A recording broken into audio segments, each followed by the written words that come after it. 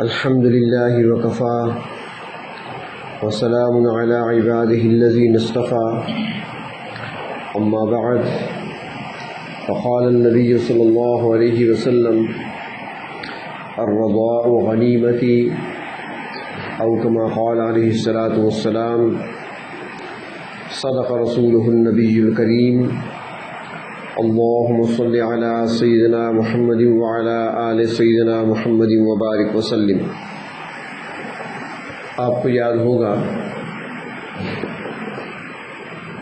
کہ ایک طویل حدیث شریف ہے جس میں حضرت علی المرتضیٰ رضی اللہ تعالی عنہ نے نبی اکرم صلی اللہ علیہ وسلم سے مختصر سا سوال کیا تھا کہ آپ صلی اللہ علیہ وسلم کا طریقہ کیا ہے، تو اس کے جواب میں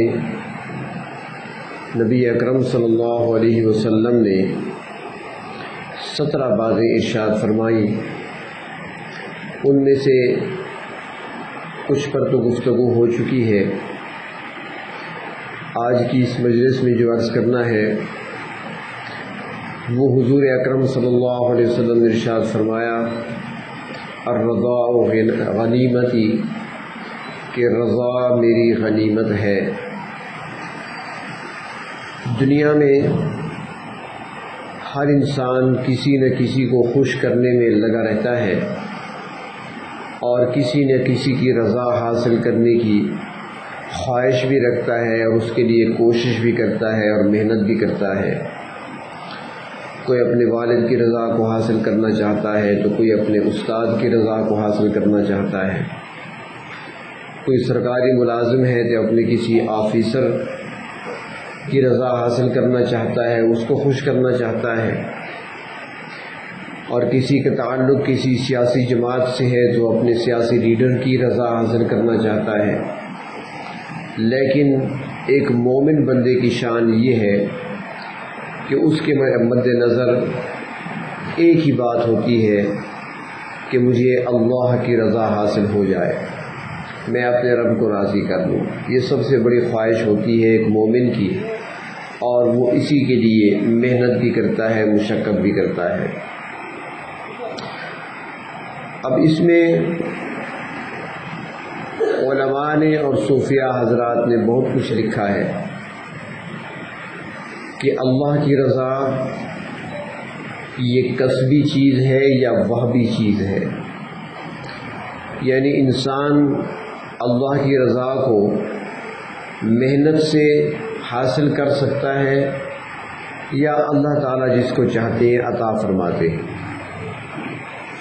اللہ نے اپنی رضا عطا فرمائی ہے نبی اکرم صلی اللہ علیہ وسلم کے صحابہ کو، ان کو لقب دیا ہے رضی اللہ عنہم، اللہ تعالیٰ ان سے راضی ہو گئے، ان کو رضا مل گئی۔ تو اب جو یہ رضا ملی ہے ان کو، یہ ان کو عبادت پر نہیں ملی۔ ان میں ایسے بھی ہیں جو میدان جنگ میں، جنگ کی حالت میں ایمان لائے، ایمان لانے کے بعد نماز کا وقت نہیں تھا، نماز ابھی نہیں پڑھی، رمضان کا مہینہ بھی نہیں تھا، روزہ بھی نہیں رکھا، سال نہیں گزرا تھا تو زکوٰۃ بھی نہیں دی، میدان جنگ میں کھڑے ہیں، حج کا سیزن نہیں تو حج عمرہ بھی ادا نہیں کیا، کوئی عمل نہیں کیا، کلمہ پڑھا ہے، میدان میں اترے، لڑتے ہوئے شہید ہو گئے، اللہ کے رسول نے فرمایا کہ جنت میں چلے گئے، اور ان کے لیے بھی لفظ وہی ہے رضی اللہ عنہ، اللہ تعالیٰ اس سے راضی ہو گئے۔ تو یہ رضا جو ان کو ملی ہے یہ وہبی ہے، اللہ کی عطا ہے۔ مقام صحابیت اللہ کی عطا ہے، محنت مشقت سے نہیں حاصل ہوا۔ اگر محنت مشقت سے کوئی صحابی بن سکتا تو ابو حنیفہ صحابی ہوتے، اگر عبادت سے، ریاضت سے اور ذکر و اذکار سے کوئی صحابی بن سکتا تو جنید بغدادی اور بایزید بسطامی صحابی ہوتے، اگر علم، تدبر اور فقہ کی وجہ سے کوئی صحابی بن سکتا تو احمد ابن حنبل، امام مالک اور شافعی یہ صحابی ہوتے۔ لیکن مقام صحابیت جو ہے یہ اللہ تبارک و تعالیٰ کی عطا ہے، یہ کسبی چیز نہیں ہے، وہبی چیز ہے۔ جن کو اللہ نے چاہا اپنے محبوب صلی اللہ علیہ وسلم کی رفاقت کے لیے چن لیا، اور اس کے بعد اس دروازے کو بند کر دیا، قیامت تک کوئی صحابی نہیں بن سکتا۔ تو اس پر وہ لکھتے ہیں کہ کیا اللہ کی رضا کسبی چیز ہے، محنت سے انسان حاصل کر بھی سکتا ہے یا نہیں؟ کہ اللہ تعالیٰ جسے چاہے عطا کر دے؟ تو فرماتے ہیں، یہ نکتے سمجھا کریں ذرا، کیونکہ یہ محفل مجلس ذکر کی ہوتی ہے، تصوف کی ہوتی ہے، سالکین ہوتے ہیں، تو یہ نکتے آپ کو آنے چاہیے۔ فرماتے ہیں کہ اللہ کی رضا حاصل کرنے کے لیے پہلے محنت کرنی پڑتی ہے، مشقت کرنی پڑتی ہے۔ جب انسان محنت کرتا ہے تو مشقت کرتا ہے اللہ کو راضی کرنے کے لیے، اللہ کی رضا کو حاصل کرنے کے لیے، تو جب اس کے اندر اخلاص پایا جاتا ہے اور وہ چل پڑتا ہے اس راستے پر محنت و مشقت کے ذریعے سے، تو پھر اللہ تبارک و تعالیٰ اسے اپنی رضا عطا فرما دیتے ہیں۔ وَالَّذِينَ جَاهَدُوا فِينَا لَنَهْدِيَنَّهُمْ سُبُلَنَا، جو ایک بار اس راستے پر چل پڑتا ہے تو رب تعالیٰ پھر رہنمائی آگے خود فرماتے ہیں۔ تو اس کا مطلب یہ ہوا کہ اللہ تبارک و تعالیٰ کی رضا کو حاصل کرنا ابتداءً تو یہ کسبی ہے، اور انتہا اس کی وہبی ہے، یعنی شروع میں تو آپ کو محنت کرنی پڑے گی اور بعد میں پھر اللہ تبارک و تعالیٰ وہ عطا فرما دیں گے۔ اب یہ معلوم کیسے ہو کہ اللہ تعالیٰ مجھ سے راضی ہے کہ نہیں؟ روایات میں آتا ہے کہ بنی اسرائیل میں سے ایک شخص نے حضرت موسیٰ علیہ السلام کی خدمت میں درخواست پیش کی کہ آپ پروردگار عالم سے ہم کلام ہوتے ہیں، آپ طور پہ جاتے ہیں، رب سے ہم کلامی ہوتی ہے، آپ کی باتیں ہوتی ہیں پروردگار عالم سے، تو ایک سوال ہے، ایک معمہ ہے، یہ بھی حل کرا دیں، ایک سوال ہے یہ بھی اللہ تبارک و تعالیٰ سے پوچھ لیں تاکہ اس کا جواب بھی مل جائے۔ حضرت موسیٰ علیہ السلام نے فرمایا، ہاں بھائی بتاؤ کیا سوال ہے؟ اس نے کہا پروردگار عالم سے یہ پوچھنا ہے کہ بندہ اگر معلوم کرنا چاہے کہ میرا رب مجھ سے راضی ہے کہ نہیں تو یہ کیسے معلوم کر سکتا ہے؟ چنانچہ حضرت موسیٰ علیہ السلام نے اللہ رب العزت کی بارگاہ میں عرض کر دیا، یا اللہ، کیسے کوئی بندہ معلوم کر سکتا ہے آپ کی رضا کو کہ آپ راضی ہیں یا نہیں؟ اللہ تبارک و تعالیٰ نے فرمایا، میرے پیغمبر ان کو بتا دیں میری رضا کو معلوم کرنا آسان ہے، اگر بندہ خود مجھ سے راضی ہے تو میں بھی اس سے راضی ہوں۔ وہ اپنے دل میں جھانک لے، اپنے دل میں ذرا جھانک لے، ذرا غور و فکر کر لے، اگر اس کے دل کے اندر میرے لیے شکوے نہیں ہیں تو پھر میں اس سے راضی ہوں۔ اب ہم بھی دیکھ لیں، ہمارے دل تو شکووں سے بھرے ہوئے ہیں، میرا یہ کام اللہ نے نہیں کیا، میرا یہ کام اللہ نے نہیں کیا، میں نے اتنے وظیفے پڑھے میرا کام نہیں ہوا، میں اتنی دعائیں مانگتا ہوں میری دعائیں قبول نہیں ہوتی، میں نے اللہ سے فلاں چیز مانگی تھی مجھے نہیں ملی، یہ سارے شکوے ہیں نا۔ تو فرمایا کہ جب دل میں شکوہ نہ ہو اور بندہ اللہ کی رضا پر راضی ہو، ہر حال میں وہ راضی پر رضا ہو، جو میرے اللہ نے عطا کیا، جو میرے اللہ نے دیا، بس میں اسی لائق تھا، وہی میرے لیے بہتر ہے۔ ہر موقع پر اس کے دل کے اندر خوشی ہو، اللہ کے ہر فیصلے پر وہ راضی ہو، اس کے دل میں کوئی شکوہ نہ ہو، کوئی شکایت نہ ہو، کوئی گلہ نہ ہو، تو سمجھ لے کہ اللہ تعالیٰ بھی مجھ سے راضی ہے۔ اور دل کے اندر شکوے پائے جائیں تو سمجھ لے کہ اللہ تعالیٰ مجھ سے ناراض ہے۔ رضا اللہ تعالیٰ کی بہت بڑی چیز ہے۔ 3 چیزیں بتائی گئی ہیں بڑی، 3 چیزیں۔ سب سے پہلی چیز وہ ہے اللہ اکبر۔ اللہ تعالیٰ کی ذات بہت بڑی ہے، اللہ تعالیٰ بہت بڑے ہیں، اکبر سب سے بڑے ہیں، ہر چیز سے بڑے ہیں۔ سب سے بڑی چیز جس کو کہا جائے، سب سے بڑی ذات جس کو کہا جائے تو وہ اللہ کی ذات ہے۔ دوسری بڑی چیز فرمایا والا ذکر اللہ اکبر، اللہ کا ذکر بہت بڑی چیز ہے، اللہ کا ذکر، والا ذکر اللہ اکبر، اللہ تعالیٰ کا ذکر بہت بڑی بات ہے۔ اور تیسری چیز جس کو قرآن حکیم کہتا ہے بڑی بات، ورضوان من اللہ اکبر، اور اللہ تعالیٰ کی رضا بہت بڑی چیز ہے۔ اللہ کی ذات بڑی، اللہ کا ذکر بڑا، اور اللہ کی رضا بڑی۔ ہمیں سکھایا گیا، تعلیم دی گئی کہ اللہ کی رضا کو حاصل کرنے کے لیے پہلے خود بھی راضی رہا کرو، اور اس لیے ہمیں الفاظ سکھائے گئے کہ صبح و شام پڑھا کرو، رضیت باللہ ربا وبالاسلام دینا وبمحمد صلی اللہ علیہ وسلم نبیا ورسولا۔ تین چیزوں پر اپنے راضی ہونے کا اعلان کیا کرو صبح و شام۔ رضیت باللہ ربا، میں راضی ہوا اللہ کو رب مان کر، صبح و شام پڑھا کریں۔ اگر جمع کا صیغہ استعمال کریں تو رضینا باللہ تعالی ربا، اللہ تعالیٰ کو میں رب مان کے راضی ہوا، یعنی وہی میرا رب ہے۔ صفت ربوبیت کو یہاں پہ بیان کیا۔ رب اسے کہتے ہیں جو ایک ناچیز کو ترقی دیتے دیتے آہستہ آہستہ حد کمال تک پہنچا دے، ایسی تربیت کرے، ایسی پرورش کرے کہ کمال تک اس کو پہنچا دے، اسے رب کہا جاتا ہے۔ اور صفت یہاں پہ نہیں لائے، صفت ربوبیت، اور آغاز سے ہی یہی صفت ہمارے دل و دماغ میں بچھائی گئی۔ عالم ارواح میں اللہ تبارک و تعالی نے جو عہد لیا تھا تمام انسانوں کی روحوں سے، تو اس میں یہی تھا الست بربکم، میں تمہارا رب نہیں ہوں، سوال کیا تھا، تو صفت ربوبیت کا ذکر تھا۔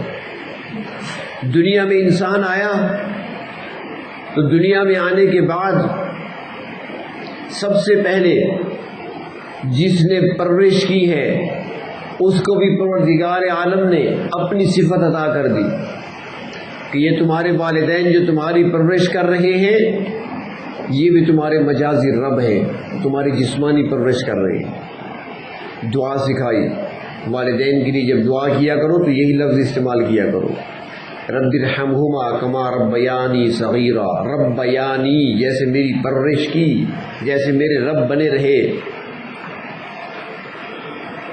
تو پھر اللہ رب العزت نے انبیاء علیہ السلام کو بھیجا تو یہی صفت، قرآن کریم کو کھولے تو پہلے صفحے پر پہلا جملہ الحمدللہ رب العالمین، صفت ربوبیت، اور پھر پورے قرآن حکیم میں جگہ جگہ ہر صفحے پر صفت ربوبیت کا تذکرہ۔ اور پھر جب قرآن حکیم مکمل ہوتا ہے تو قل اعوذ برب الناس، صفت ربوبیت۔ اور انسان جب قبر میں پہنچے گا تو وہاں پر جو سب سے پہلا سوال ہوگا وہ بھی اللہ تبارک و تعالیٰ کی صفت ربوبیت سے متعلق ہوگا، من ربو کا، تمہارا رب کون ہے۔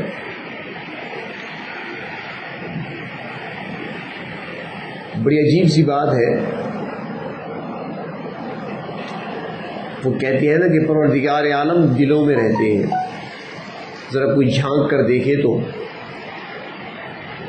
اور یہ بھی فرمایا گیا کہ اس کائنات میں ہر چیز اللہ کی یاد میں مشغول ہے، کچھ خوشی سے کچھ ناخوشی سے۔ کچھ ایسے ہیں جو خوشی سے اللہ کو یاد کرتے ہیں، اللہ کا ذکر کرتے ہیں، اور کچھ ایسے ہیں جو ناخوشی سے۔ اس کے لیے قرآن حکیم میں الفاظ استعمال ہوئے، طوعا و کرہا، خوشی سے اور ناخوشی سے۔ انسان ہے اللہ کو یاد کرتا ہے جو کرنے والا ہے، پرندے اللہ کو یاد کرتے ہیں، صبح صبح چڑیاں اٹھتی ہیں اور رزق کی تلاش میں جانے سے پہلے اللہ کا ذکر کرتی ہیں درختوں پر، جسے ہم کہتے ہیں نا چہچہانا، چڑیوں کا چہچہانا درختوں پہ بیٹھ کر، یہ اللہ کا ذکر ہوتا ہے۔ اور اکیلے نہیں کرتی، باجماعت کرتی ہیں، ساری اکٹھی ہو کر اللہ کو یاد کرتی ہیں، اس کے بعد پھر اٹھ پڑتی ہیں غذا کی تلاش میں، روزی کی تلاش میں، اور پھر جب شام کو واپسی ہوتی ہے پھر درختوں کی شاخوں پر بیٹھ کر پھر اللہ کو یاد کرتی ہیں، اس کے بعد گھونسلوں میں چلی جاتی ہیں صبح شام۔ اور کچھ چیزیں ایسی ہیں کہ جو غیر اختیاری طور پر اللہ کی یاد میں ہے، پتھر ہے، بیجان ہے، اللہ کی یاد میں ہے، درخت ہے وہ اللہ کی یاد میں ہے، پودے ہیں وہ اللہ کی یاد میں ہے۔ تو اللہ تعالیٰ قرآن حکیم میں فرماتے ہیں کہ کوئی چیز ایسی نہیں ہے جو اپنے رب کو یاد کرنے والی نہ ہو، ہر چیز اللہ کی تسبیح بیان کرتی ہے، اللہ کا ذکر بیان کرتی ہے۔ تو یہاں پر انسان کے دل میں ایک سوال پیدا ہو سکتا ہے کہ باقی چیزیں تو ساری کی ساری اللہ کی یاد میں ہے، کوئی خوشی سے کوئی ناخوشی سے، لیکن انسان جو کہ اشرف المخلوقات ہے، انسانوں میں سے ایسے ہیں لوگ جو رب تعالیٰ کو مانتے ہی نہیں ہیں، دہریہ قسم کے لوگ ہیں، کچھ تو وہ ہیں جو مانتے ہیں، جن کا تعلق کسی مذہب سے ہے، وہ کسی نہ کسی انداز میں رب کو مانتے ہیں، رب کو یاد بھی کرتے ہیں، چاہے وہ ہندو ہوں، چاہے وہ بدھ مت ہوں، چاہے سکھ ہوں، چاہے وہ یہودی ہو، عیسائی ہو، وہ کسی نہ کسی رنگ میں اللہ کو مانتے ہیں، یاد تو کرتے ہیں۔ لیکن کچھ وہ ہیں جو لا دین لا مذہب، جن کا کوئی مذہب ہی نہیں ہے، دہریہ خیال کے لوگ ہیں جو اللہ تعالیٰ کی ذات کو مانتے ہی نہیں ہیں، تو پھر وہ کیسے اللہ کو یاد کرتے ہیں؟ تو جدید جو آج کل تحقیقات ہو رہی ہیں بڑی عجیب، اس میں ایک بات سامنے آئی کہ انسان کا جو دل ہے نا، یہ خون سپلائی کرتا ہے جسم، پمپنگ کر رہا ہے، ایک طرف سے خون لیتا ہے اور دوسری طرف خون آگے پھینکتا ہے، اور پھر وہ رگوں میں دوڑتا ہے، آنے والا خون لے رہا ہے، صاف شدہ خون جو آکسیجن سے گزر کے آ رہا ہے اس کو لے رہا ہے اور دوسری طرف پھینک رہا ہے۔ اور جس کو ہم محسوس کرتے ہیں، ہاتھ پہ دیکھتے ہیں، جسے نبض کہا جاتا ہے، یہاں پر ہمیں اس کی دھڑکن محسوس ہوتی ہے، دل پہ ہاتھ رکھا جائے تو دھڑکن ٹک ٹک کی آواز محسوس ہوتی ہے، کان لگا کر سنا جائے۔ لیکن جب دل پر تحقیق کرنے والے سرجنز نے دل کو کھولا، انسانی دلوں کو کھولا، آپریشن شروع ہوئے دلوں کے، اور پھر مشینوں کے ذریعے سے ان کی آواز کو بلند کیا گیا کہ آواز ہے کیا، ایک آواز تو نکل رہی ہے نا، وہ آواز ہے کیا، آواز تو سلو ہوتی ہے نا، اس کو پھر ذرا اٹھایا گیا آواز کو اونچا کر کے تاکہ سنے۔ سرجن حیران رہ گئے کہ دل جو خون لے رہا ہے یا آگے پھینک رہا ہے، جو پمپنگ کر رہا ہے، ہمیں تو یہ ٹک ٹک محسوس ہوتا ہے، دھڑکن ہم سے کہتے ہیں، لیکن وہ لینے پر بھی کہتا ہے رب اور دینے پر بھی کہتا ہے رب رب رب رب رب، یہ دل پکار رہا ہے۔ تو ربوبیت کی صفت کو اللہ نے دل کے اندر بھی جما دیا ہے۔ تو اس لیے میں دعا سکھائی گئی، رضیت باللہ تعالی ربا، میں راضی ہوا اللہ تعالیٰ کو اپنا رب مان کر، میں اس کی صفت ربوبیت پہ راضی ہوں، میری پرورش اسی ذات نے کی ہے، مجھے پیدا بھی اسی نے کیا، بغیر لباس کے آیا تھا مجھے لباس پہنایا، بغیر دانتوں کے آیا تھا مجھے کھانے کے قابل بنایا، ٹانگوں میں طاقت نہیں تھی مجھے دوڑنے کی قوت عطا کی، عقل سے میں فارغ تھا مجھے عاقل بنایا، ذہین و فطین بنایا، میرے پاس کچھ نہیں تھا اس نے مجھے سب کچھ دیا، کخ نہیں تھا لکھ ملا، یہ کس نے دیا؟ سارے میرے رب نے دیا ہے۔ تو میں اس کی صفت ربوبیت پر راضی ہوں، میں اس ذات کو رب مان کر راضی ہوا۔ رضیت باللہ تعالی ربا وبالاسلام دینا، اور اسلام کو اپنا دین مان کر میں راضی ہوا، مجھے نہیں چاہیے اور کوئی طریقہ، میرے پاس اسلام آ گیا جسے میرے اللہ نے مکمل دین فرمایا ہے، الیوم اکملت لکم دینکم واتممت علیکم نعمتی ورضیت لکم الاسلام دینا۔ تو دین اسلام اللہ نے میرے لیے منتخب کیا اور پسند فرمایا ہے، تو میں بھی راضی ہوں۔ جب اللہ نے فرما دیا نا ورضیت لکم الاسلام دینا، اللہ راضی ہو گئے ہمارے لیے دین اسلام کو پسند کر کے ہمارے لیے، تو میں بھی راضی ہوا دین اسلام کو مان کر۔ اب جو مجھے اسلام کہے گا میں تو وہی کروں گا، کیونکہ اسی میں میرے رب کی رضا ہے اور اسی میں رب کی رضا ملے گی۔ اور تیسرا جملہ وَبِمُحَمَّدٍ صلی اللہ علیہ وسلم نبیا ورسولا، اور محمد صلی اللہ علیہ وسلم کو نبی اور رسول مان کر میں راضی ہوا، یعنی میں راضی ہوں نبی اکرم صلی اللہ علیہ وسلم کی رسالت پر، میں نے آپ کو امام مانا۔ امام کسے کہتے ہیں؟ ابھی آپ نے نماز پڑھی ہے نا جی، تو امام کے ساتھ ہی ہم نے سارے ارکان ادا کیے، امام کے ساتھ رکوع کیا، امام کے ساتھ قیام کیا، امام کے ساتھ قعدہ کیا، امام کے ساتھ جلسہ کیا، سلام پھیرنے پر سلام پھیرا۔ اگر امام بھول جائے، وہ درمیان میں تشہد کے بعد سلام پھیرتا ہے تو ہم بھی سلام پھیر لیتے۔ کوئی کہے بھئی کیوں پھیرا؟ امام نے پھیرا ہے سلام، ہم نے اتباع کرنی ہے نا۔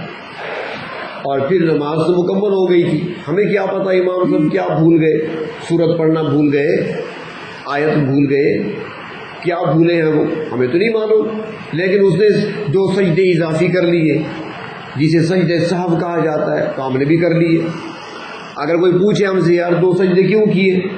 رکعتیں مکمل ہیں، ہر رکعت میں 2 سجدے ہیں، 4 رکعت نماز پڑھی ہے تم نے، ہر رکعت میں 2 سجدے ادا کر لیے تھے، اب تو سلام پھیرنا تھا، دوبارہ کیوں سجدے میں گئے؟ ہم کیا کہیں گے؟ امام جو کر رہا ہے، یعنی اپنی مرضی نہیں ہے ہماری، امام جیسے کر رہے ہیں ہم ویسے کر رہے ہیں۔ تو نبی اکرم صلی اللہ علیہ وسلم کو امام مان لینے کا یہی مقصد ہے کہ جس طرف آپ لے جائیں وہ اسی طرف چلنا ہے، جو آپ نے کہہ دیا بس وہی کرنا ہے، جہاں آپ نے روک دیا بس وہیں پر رک جانا ہے، تب تو ہم نے قائد مانا، امام مانا۔ اور اگر ایسا نہ کیا، مرضی اپنی کرتے رہے، تو جس طرح نماز پڑھنے والا نماز امام کے پیچھے پڑھتا ہے، امام سجدے میں ہو اور مقتدی رکوع میں کھڑا ہو، امام رکوع میں ہو مقتدی قیام کی حالت میں رہے کہ میں تو نہیں کرتا اس کے ساتھ رکوع، تو سارے کہیں گے تمہاری نماز درست نہیں ہوئی، یہ نماز ٹھیک نہیں ہے، امام کی اطاعت کرنی پڑے گی، اتباع کرنی پڑے گی۔ تو جس طرح نماز درست نہیں ہوتی، اس طرح نبی اکرم صلی اللہ علیہ وسلم کی اگر کامل اتباع نہیں کی گئی تو ہمارا دین درست نہیں ہوگا، پھر وہ ہمارا اسلام درست نہیں ہوگا، ادھورا ہوگا۔ تو اس لیے فرمایا کلمات سکھائے گئے کہ ان پر غور و فکر کرتے ہوئے ان کلمات کو صبح و شام پڑھنا۔ رضیت باللہ تعالی ربا وبالاسلام دینا وبمحمد صلی اللہ علیہ وسلم نبیا ورسولا۔ تو اللہ تبارک و تعالی کی رضا کو حاصل کرنا ایک مومن کی شان یہ ہے کہ اس کی سب سے بڑی خواہش یہ ہوتی ہے کہ پروردگار عالم مجھ سے راضی ہو جائیں، اللہ کی رضا مجھے حاصل ہو جائے۔ اور ایک مومن کی کامیابی بھی اسی میں ہے کہ اسے اللہ تبارک و تعالیٰ کی رضا حاصل ہو جائے۔ اور یہ رضا اتنی بڑی چیز ہے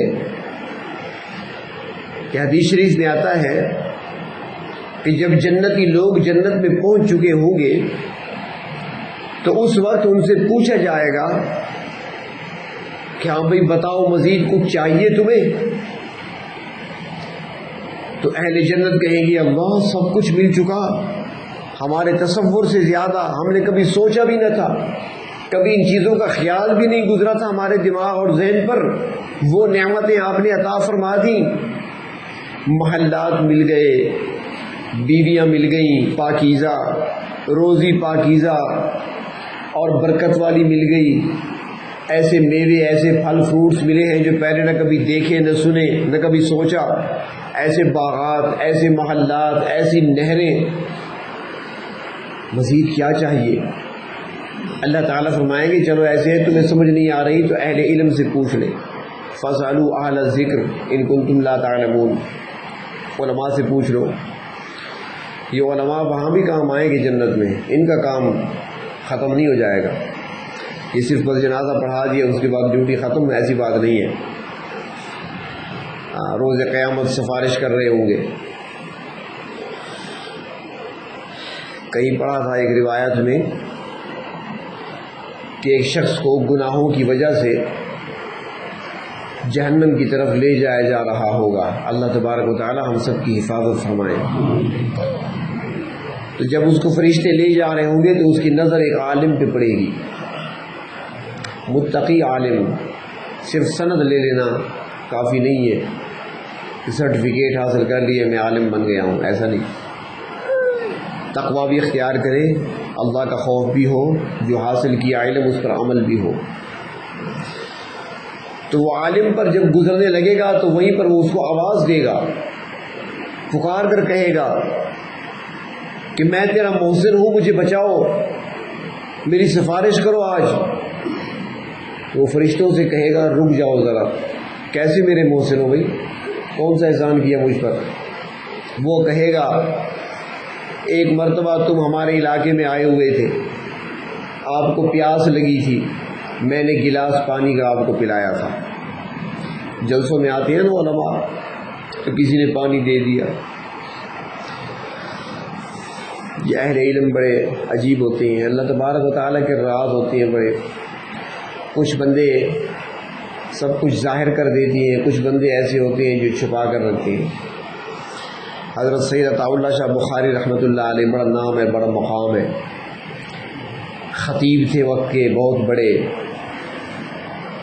کسی نے کہا تھا نا کہ خطیب اعظم عرب کا نغمہ عجم کی لے میں سنا رہا ہے، سرے چمن مسکرا رہا ہے، سرے وغا چہچہا رہا ہے۔ بظاہر تو خطیب تھے لیکن ولایت کے اعلیٰ مقام پہ تھے، اور انہوں نے اپنے مقام ولایت کو ہنسی مذاق میں چھپا رکھا تھا۔ مجھے اکثر مذاق کیا کرتے تھے، اپنے آپ کو چھپایا ہوا تھا۔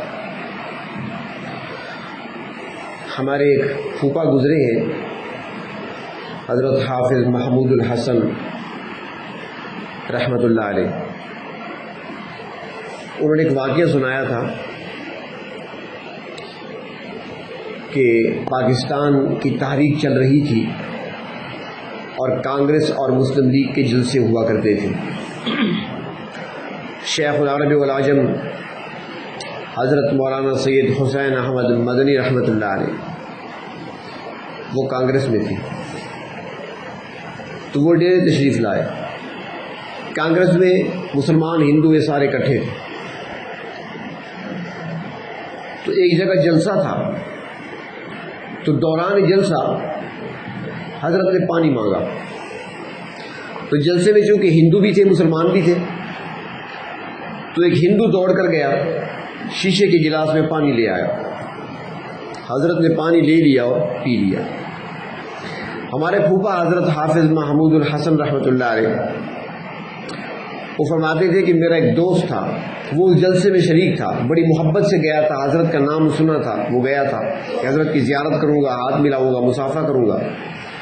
لیکن جب اس نے دیکھا نا کہ حضرت نے ہندو کے ہاتھ سے پانی لیا اور پی لیا، تو وہ اٹھ کر واپس آ گیا۔ اس نے کہا کیسے اتنے بڑے عالم ہیں لوگ ایسا مقام ایسا بیان کرتے ہیں، ایسا نام لیتے ہیں، ہندو کے ہاتھ سے پانی لے کر پی لیا۔ تو واپس آ گیا۔ تو وہ کہنے لگے کہ اگلے دن جلسہ دوسرے مقام پہ تھا، یہی شہر میں ڈیرے میں، جو نواب صاحب کی کوٹھی ہے نا، وہاں پر تھا جلسہ دوسرے دن۔ فرماتے ہیں حضرت وہاں تشریف لے گئے، کافی مجمع تھا، تو اس نوجوان نے سوچا چلو میں جلسہ تو سن لوں، وہ دوبارہ چلا گیا۔ اب ایک رات پہلے کا واقعہ، دوسرے دن جلسے میں شریک ہو گیا۔ تو جب وہاں پہ شریک ہوا، جلسہ ختم ہوا، لوگ ہاتھ ملانے کے لیے آگے بڑھے۔ اب حضرت شیخ العرب والعجم حسین احمد مدنی رحمۃ اللہ علیہ اسٹیج پر ایسے بیٹھے ہیں کہ دونوں ٹانگیں آگے لٹکا دی، اور لوگ ایسے آ رہے ہیں، یہ ہاتھ ملا رہے ہیں، مصافحہ کر رہے ہیں، کافی رش تھا۔ تو وہ نوجوان کہنے لگا کہ میں بھی ٹھہر گیا، چلو میں بھی آج مصافحہ کر لوں، کل تو میں چلا گیا تھا، مصافحہ تو کر لوں۔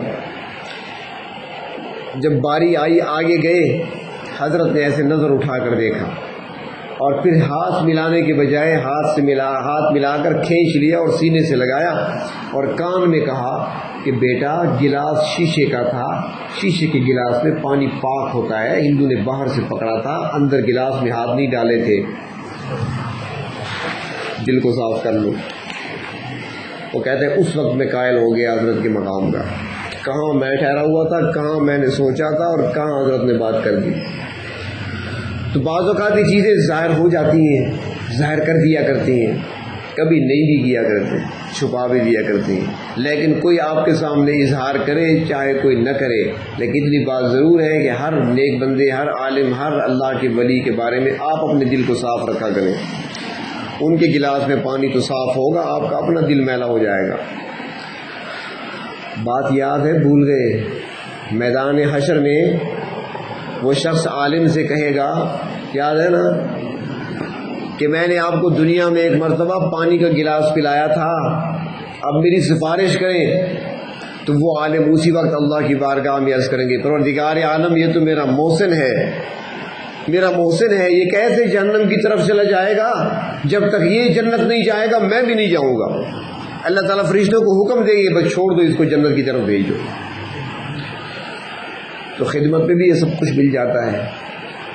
تو بہر طور اللہ تبارک و تعالیٰ کی رضا حاصل کرنا بہت بڑی نعمت ہے، اور اتنی بڑی چیز ہے کہ جنت میں بھی علماء کی ضرورت پیش آئے گی۔ یہاں سے بات چھوڑی تھی، عنوان بھی پیچھے یاد رکھا کریں نا تھوڑا سا میرے ساتھ۔ حافظ جس طرح آپ کے کمزور ہیں تو میرا بھی تو اسی طرح ہے نا۔ تو جنت میں اللہ تبارک و تعالیٰ فرمائے گی، اگر مزید کسی چیز کی ضرورت محسوس تم نہیں کرتے اور تمہیں سمجھ نہیں آتی تو علماء سے پوچھ لو۔ جب علماء سے پوچھیں گے وہ کہیں گے یار کہاں، اصل نعمت تو باقی ہے۔ وہ کہیں گے وہ کون سی نعمت؟ دنیا میں تمہاری دو ہی چیزیں ہیں نا، نوکری مل جائے، چھوکری مل جائے، بس آج کے نوجوان کی دو ہی خواہشیں ہیں۔ تو ہمیں دلہنیں مل گئی ہیں، حوریں مل گئی ہیں، باغات محلات بھی مل گئے، کھانا پینا مل گیا، نہ نوکری کی ضرورت، نہ محنت کمانے کی ضرورت، تو سب کچھ تو مل گیا، اور کیا چاہیے؟ وہ کہیں گے نہیں، اصل چیز باقی ہے۔ وہ کیا؟ بھائی رب کا دیدار تو باقی ہے ابھی، جس کے لیے تڑپا کرتے تھے دنیا میں۔ پھر انہیں یاد آئے گا، ہاں ٹھیک کہہ رہے ہیں، وہ باقی ہے۔ اور پھر جب پروردگار عالم اپنا دیدار کرا دیں گے، تو لمبا واقعہ ہے، تو آخر میں اللہ تعالیٰ کیا فرمائیں گے؟ اے اہل جنت خوش ہو جاؤ، آج میں نے تمہیں اپنی رضا بھی عطا کر دی، آج کے بعد میں تم سے کبھی ناراض نہیں ہوں گا۔ رضا اتنی بڑی چیز ہے، آخر میں ملے گی۔ اس لیے اللہ تبارک و تعالیٰ سے اللہ کی رضا کا سوال کیا کریں، اے پروردگار اپنی رضا نصیب فرما دے۔ اللہ تعالیٰ سے جنت کا بھی سوال کیا کریں، اللہم انی اسألک الجنہ واعوذ بک من النار۔ یہ مختصر سا جملہ ہے، یا جمع کا صیغہ استعمال کریں، سارے گھر والوں کی نیت کر لیا کریں، اللہم انا نسألک الجنہ، یا اللہ ہم آپ سے سوال کرتے ہیں جنت کا، ونعوذ بک من النار، اور پناہ مانگتے ہیں جہنم کی آگ سے۔ مختصر سا جملہ ہے اور اسی کے اندر سب کچھ ہے۔ ربنا آتنا فی الدنیا حسنہ وفی الآخرۃ حسنہ وقنا عذاب النار۔ یہ دعا تو نبی اکرم صلی اللہ علیہ وسلم ہر دعا میں یہ کلمات ضرور کہا کرتے تھے، یہ دعا لازماً کیا کریں۔ اس کی تفصیلات پہلے گزر چکی ہیں کہ ان چھوٹے چھوٹے جملوں کے اندر کیا کچھ بھرا ہوا ہے، کیا کچھ اللہ تبارک و تعالیٰ نے جملوں میں بھر کر ہمیں عطا کر دیا ہے۔ تو پروردگار عالم کی رضا کو حاصل کرنا، اور جسے اللہ کی رضا حاصل ہو گئی اسے سب کچھ حاصل ہو گیا، اسے سب کچھ مل گیا، جس سے اللہ تبارک و تعالی راضی ہو گیا۔ اور اس کے لیے ضروری ہے کہ ہم بھی کوشش کریں کہ اللہ تبارک و تعالی کے فیصلوں پر، اللہ تعالی کی عطا پر ہم بھی راضی رہیں۔